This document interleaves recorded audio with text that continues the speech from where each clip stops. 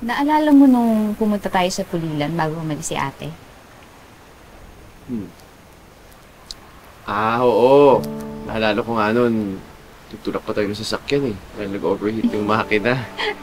Pero si Grace, alam mo, nakangiti pa rin eh.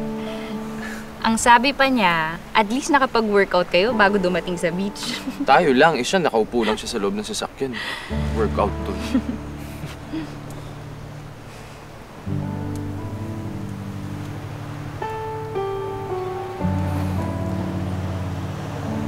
Nai-miss ko siya. Ako din.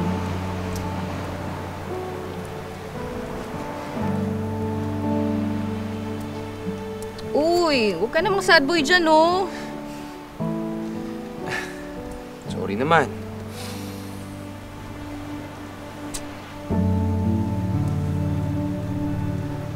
Ayan, mas pogi ang best friend ko pag nakangiti eh. Oo ba, binobola mo lang ako eh.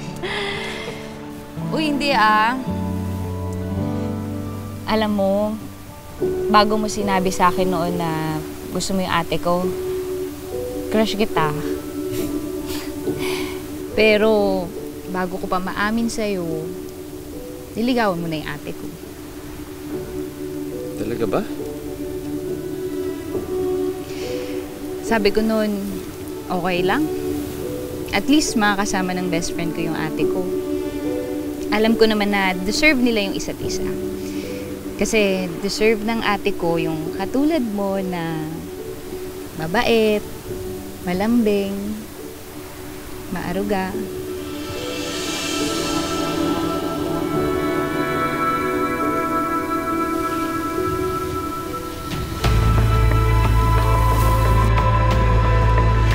Nak, eto na baon mo, oh.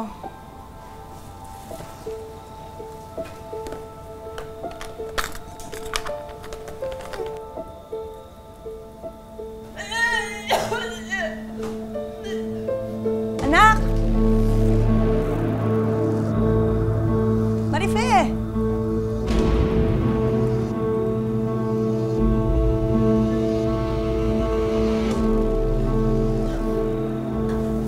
Ano na ba, anak? Okay ka lang ba? Masama bang pakiramdam mo? Ano ba yan, anak? Ba't ka umiiyak? Ano ba nangyari? Nay! Sorry, Nay! Bakit? Ano ba Nay, yun? buntis ako, Nay! Ha? Paano buntis? Anong nangyari, anak? Nay, 2 weeks na po kasi akong delayed eh. May nangyari po kasi sa amin ni Warren doon sa team building. Nay, nag-test po ako kanina. Nay, buntis po ako. Sorry, Nay! Nay, sorry! Anak, tama na. Tama na. Huwag ka na umiyak.